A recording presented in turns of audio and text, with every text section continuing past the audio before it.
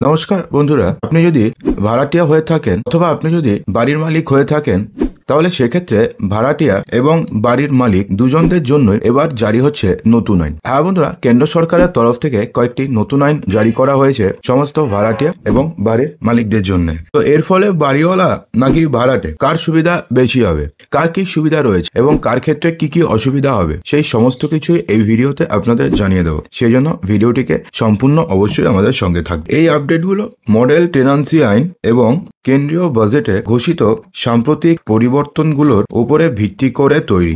নতুন বিধি ভাড়াটে এবং বাড়িওয়ালা উভয়ের জন্যই ভাড়া আরও স্পষ্ট, ন্যায্য এবং আরও নিরাপদ করার লক্ষ্য রেখে তৈরি করা হয়েছে। অর্থাৎ নতুন যে বিধি তৈরি করা হয়েছে সেটা উভয়ের জন্যই যাতে স্পষ্ট হয়, অর্থাৎ যাতে ভাড়াটে এবং বাড়ির মালিক দুজনেরই যাতে লাভ হয়, তো সেদিকে লক্ষ্য রেখে তৈরি করা হয়েছে। নতুন আইনের অধীনে সমস্ত ভাড়া চুক্তি স্বাক্ষরের 2 মাসের মধ্যে নিবন্ধিত করতে হবে। অর্থাৎ যত ভাড়া চুক্তি রয়েছে সেটা স্বাক্ষরের 2 মাসের মধ্যে নিবন্ধিত করতে হবে। হয় রাষ্ট্রীয় সম্পত্তি নিবন্ধন পোর্টালের মাধ্যমে অনলাইনে অথবা স্থানীয় রেজিস্ট্রারের অফিসে সেটাকে প্রথমে রেজিস্টার করতে হবে। নিবন্ধন করতে ব্যর্থ হলে 5,000 টাকা পর্যন্ত জরিমানা হতে পারে। তো ভাড়াটেদের জন্য কি কি গুরুত্বপূর্ণ পরিবর্তন হচ্ছে, প্রথমে আমরা ভাড়াটে বলবো, তারপরে বলবো আমরা বাড়ির মালিকদের জন্য কি কি পরিবর্তন হচ্ছে।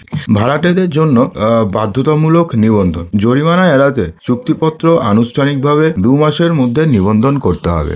অর্থাৎ যদি আপনি 5,000 টাকা জরিমানা এড়াতে যান, তাহলে সেক্ষেত্রে চুক্তিপত্র আনুষ্ঠানিকভাবে 2 মাসের মধ্যে আপনাকে রেজিস্টার করতে হবে। সীমাবদ্ধ নিরাপত্তা আমানত। আবাসিক সম্পত্তির জন্য 2 মাসের ভাড়া এবং বাণিজ্যিক স্থানের জন্য 6 মাসের মধ্যে জমা সীমাবদ্ধ। অর্থাৎ সেক্ষেত্রে যদি আবাসিক সম্পত্তি হয় তাহলে সেটা হচ্ছে 2 মাসের এবং বাণিজ্যিক স্থানের জন্য 6 মাসের মধ্যে জমা হচ্ছে সীমাবদ্ধ। পূর্বাভাসযোগ্য ভাড়া বৃদ্ধি। অর্থাৎ ভাড়া বৃদ্ধির ক্ষেত্রে নির্ধারিত নিয়ম অনুসরণ করতে হবে। অর্থাৎ এমনটা নয় যে আপনি ভাড়া আগে ছিলেন ধরুন 5,000 টাকা দিয়ে, হঠাৎ করে আপনাকে বাড়ির মালিক বললো যে না, এই মাস থেকে আপনাকে 10,000 টাকা ভাড়া দিতে হবে, অর্থাৎ প্রায় ডাবল ভাড়া দিতে হবে। তো এমনটা চলবে না। ভাড়া কত বৃদ্ধি হবে, প্রতি বছর কত টাকা বৃদ্ধি হবে, কত পার্সেন্টেজ বৃদ্ধি হবে, সেটা যে আপনি এগ্রিমেন্ট করবেন সেই এগ্রিমেন্টের মধ্যে স্পষ্টভাবে লেখা থাকবে যে ভাড়া ধরুন 2 বছর পর পর 10% বৃদ্ধি পাবে অথবা 1 বছর পর পর 10% বৃদ্ধি পাবে। অর্থাৎ যা হবে সেটা আগের থেকে ঠিক করা থাকবে, হঠাৎ করে হবে না।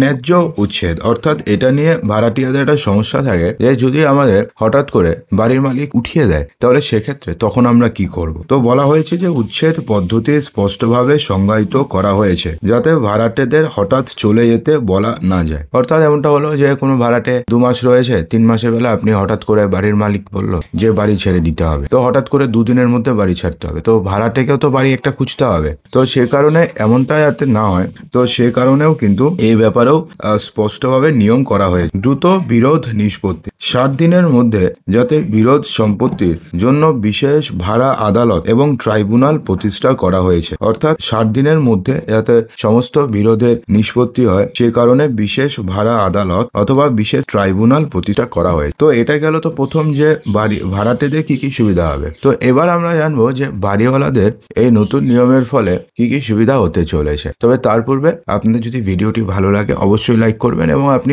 ভাড়াটে তাকে আপনি বাড়িওয়ালা কমেন্ট বক্সে জানাতে ভুলবেন না।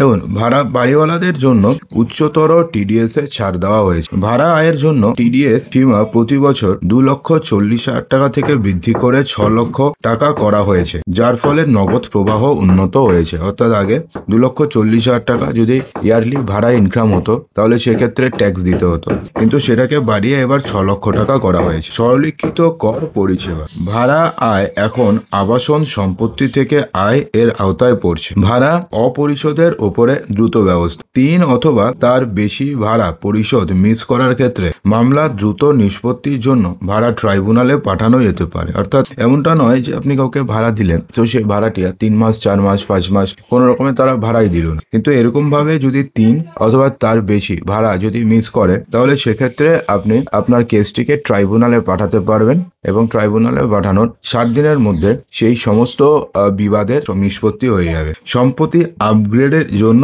ভাতা। যে সমস্ত বাড়িওয়ালারা সাশ্রয়ী মূল্যের ভাড়া বজায় রাখেন বা শক্তি সাশ্রয়ী উন্নতি করেন তারা রাজ্য প্রকল্পের অধীনে কর সুবিধার জন্য যোগ্য হতে পারেন। অর্থাৎ যারা রয়েছেন ধরুন যে কম ভাড়া বজায় রাখেন, সাশ্রয়ী মূল্যের ভাড়া দেন অথবা শক্তি সাশ্রয়ী উন্নত করেন, তাদের জন্য রাজ্য সরকার কিন্তু আরো বেশ কিছু কর সুবিধা দিতে চলেছে। তো এখন ব্যাপারটি হচ্ছে কেন এটি গুরুত্বপূর্ণ। ভাড়াটেদের জন্য এটি গুরুত্বপূর্ণ এবং বাড়ির মালিকদের জন্য এটি গুরুত্বপূর্ণ।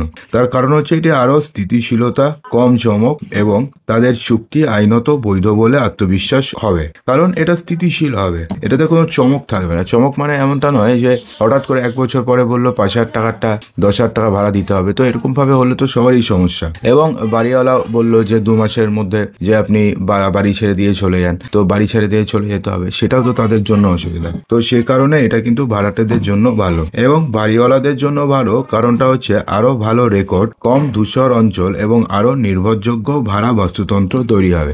কারণ বাড়ির মালিকদের কাছেও একটা অপশন থাকবে যে কেউ যদি ভাড়া 3 মাস অথবা 4 মাসে না দেয় তাহলে সে ডাইরেক্ট ট্রাইব্যুনালে যেতে পারবে। ট্রাইব্যুনালে যাওয়ার 60 দিনের মধ্যে সেই বিবাদের নিষ্পত্তি হয়ে যাবে। অর্থাৎ দুজনের জন্যই ভালো। এবং আবাসন খাতের জন্য এটি ভালো। এটি শক্তিশালী আরো বিশ্বাসযোগ্য ভাড়া বাজার, যা ভারতের ক্রমবর্ধমান শহরগুলির জন্য ভালো খবর। এবং বলা হয়েছে যে এই নতুন নিয়মগুলো 2025 সালের বাড়ি ভাড়া বিধিমালার অধীনে সংস্কারগুলোর লক্ষ্য জীবনের সবচেয়ে গুরুত্বপূর্ণ সিদ্ধান্তগুলির মধ্যে একটি বাড়ি খোঁজার ক্ষেত্রে ন্যায্যতা এবং স্পষ্টতা। কারণ আপনি কোথাও গেছেন, আপনাকে তখন বাড়ি কিনতে পারছেন না, আপনাকে ভাড়াতে থাকতে হচ্ছে। তো সেক্ষেত্রে যদি আপনি তখন বাড়ি ভাড়া যদি ভালো পান, কিন্তু সেক্ষেত্রে যদি সমস্যা হয় তো সেক্ষেত্রে আপনাদেরও সমস্যা এবং বাড়ির মালিক তো ভাড়ার জন্য সে বাড়ি ভাড়া দেয়। তো সেক্ষেত্রে যদি ভাড়াটিয়া ঠিকঠাক টাকা না দেয় তো তাদেরও সমস্যা এবং দুজনেরই যাতে কোনো সমস্যা না হয়, তো সেই কারণে এই নিয়মগুলো করা হয়েছে। তো বন্ধুরা, আশা করবো যে ভিডিওটিতে আপনাদের সমস্ত কিছুই সঠিকভাবে বোঝাতে পেরেছি।